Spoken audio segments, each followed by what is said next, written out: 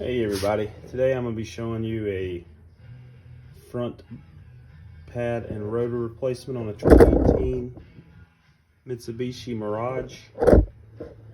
It's super simple.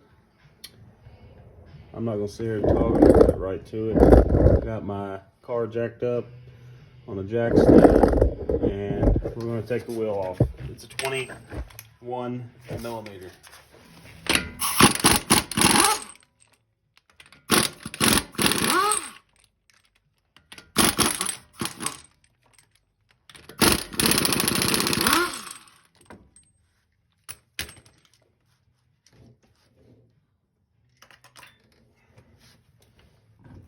This wheel out of the way.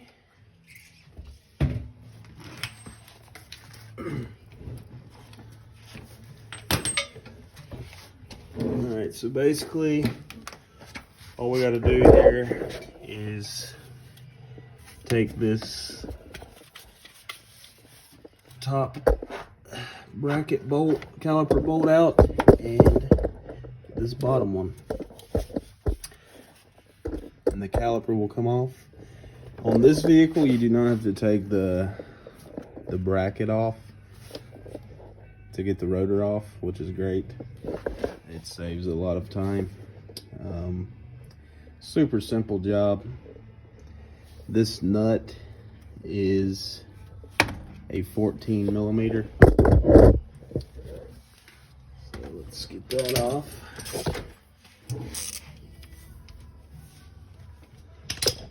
I use my 1/2-inch ratchet to break it free.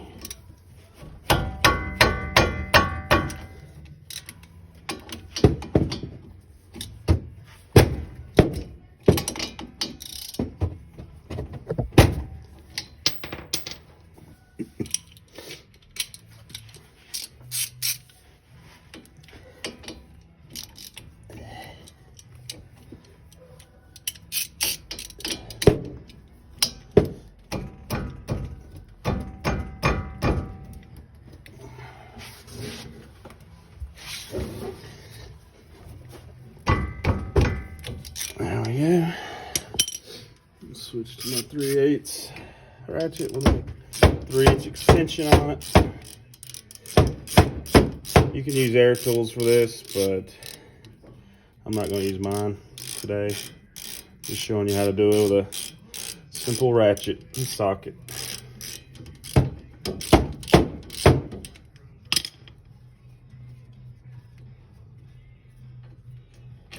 There's the top one. Also, you're going to need a bungee cord handy to hang the caliper on so it's not dangling by the brake hose.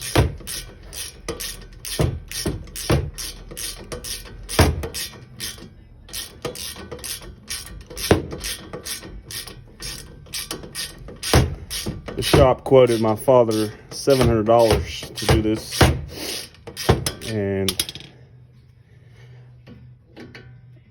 it took about 20 minutes to do the driver's side.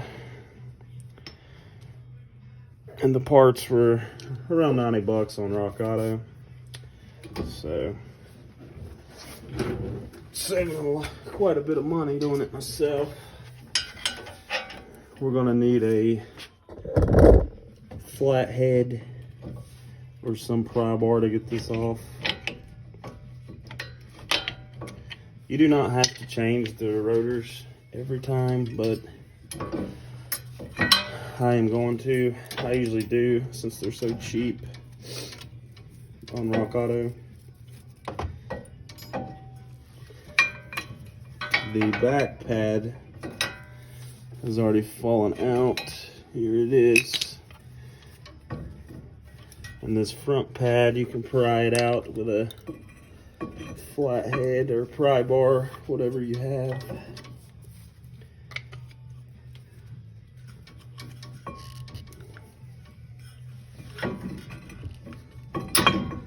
And there it is. That comes right out.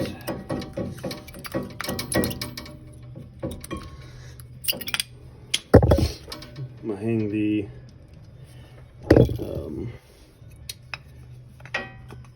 I'm gonna hang the rotor up on the the strut here to prevent it from dangling, like I previously mentioned. And there's that. I'm going to compress this caliper piston with this tool here. It's nothing fancy. It was like $10 at AutoZone. You can use vice grips if you have that. These pistons are not very difficult to compress at all. Basically, we're going to wind it all the way in so it'll fit in between the caliper. And take your old pad,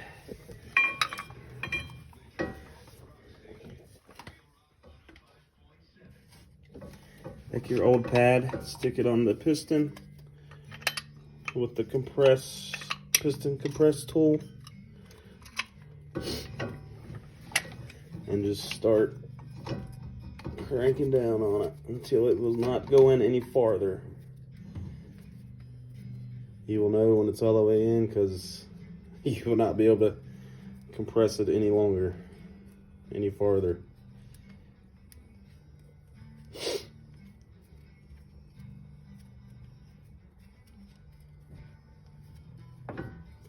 It's almost there.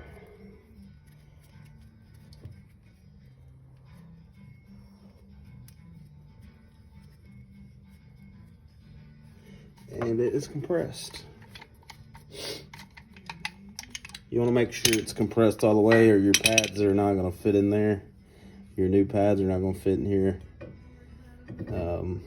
when you go to install it. So now that's complete. We can take this old rotor off, put it aside.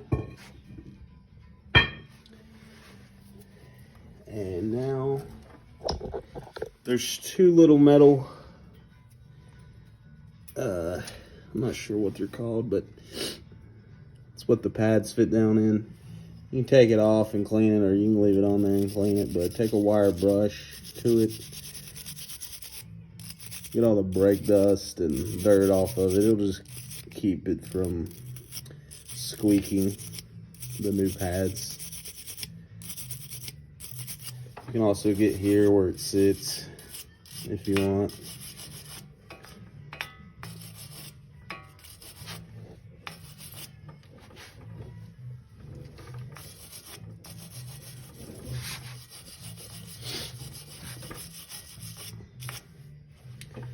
And it just snaps right back into place.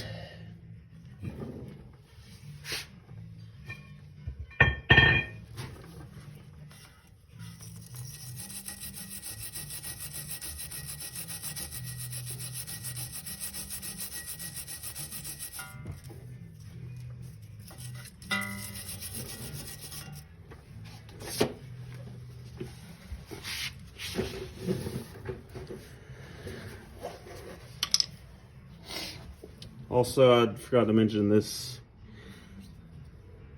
dust boot can fall off, as mine did. It just literally snaps back on there, just like that.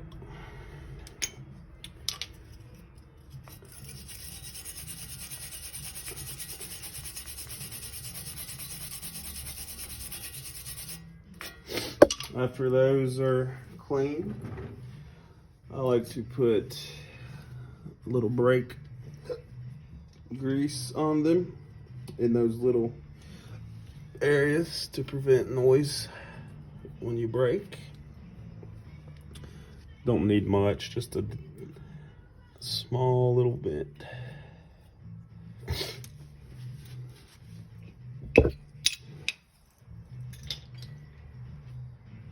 Now what I like to do is take the back pad and go ahead and put it on.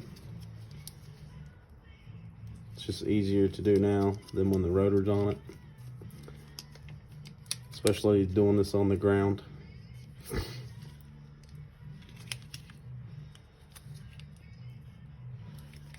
And you also need to put a little grease on the back of the pad to prevent noise as well. And this is gonna sit right in here. And sit there just like that. So let's grab our new rotor.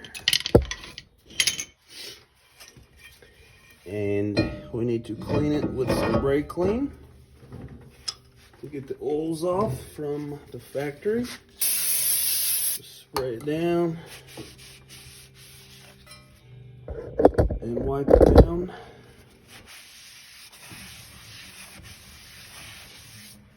Then flip it around and do it to the other side as well.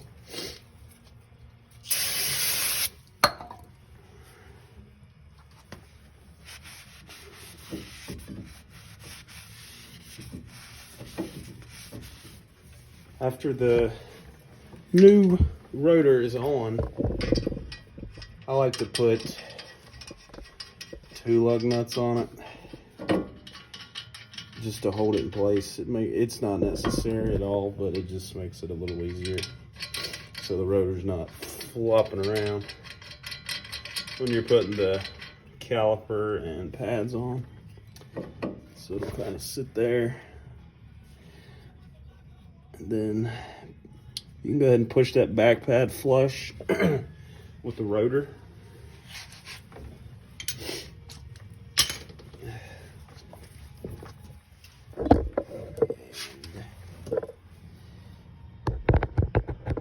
Sorry.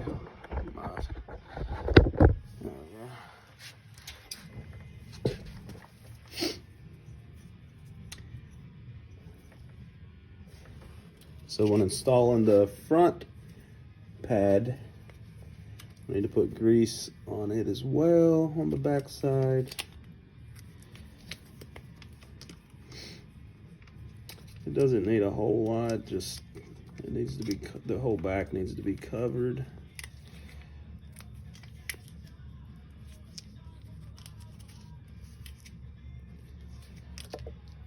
Just spread it around.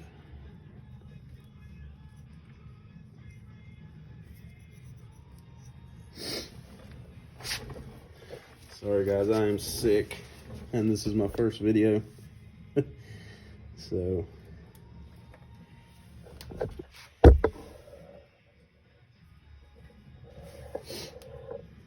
all right, so basically this front pad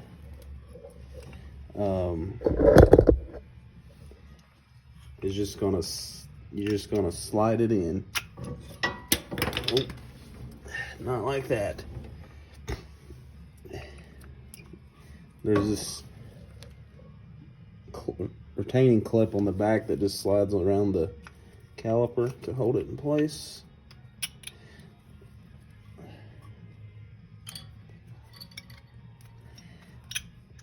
It's not hard, it's just a little tricky at first. And before we put this on, we gotta lube up our slide pins, which I'll show you in just a second. Let me take this bungee cord off. Alright. Make sure your dust boots do not come off again. They're not very secure on there at all.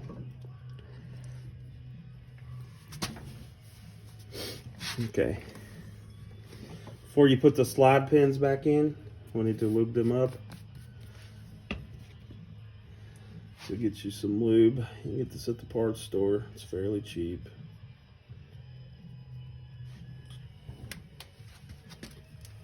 I'll slide that one in.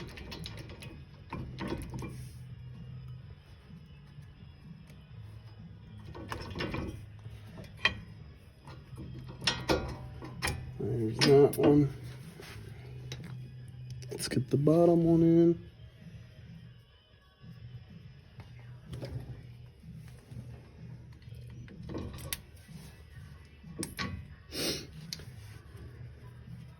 Make sure these are started before you start cranking down with your ratchet. Make sure just turn them a couple threads and Make sure you can't pull them out. Then you can grab your 14mm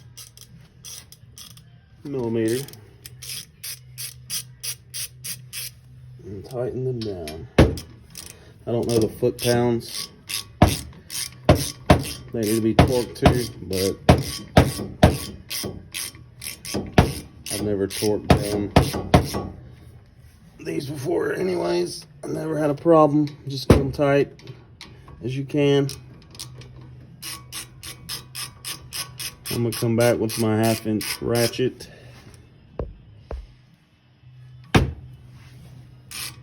and give it a good snug.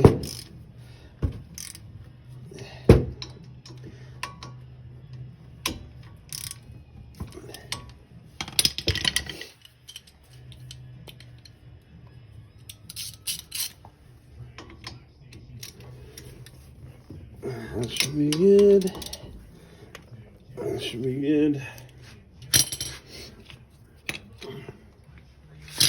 All right, so basically we're done. That is a super simple brake job. It's quick and easy. Just need to put the tire back on.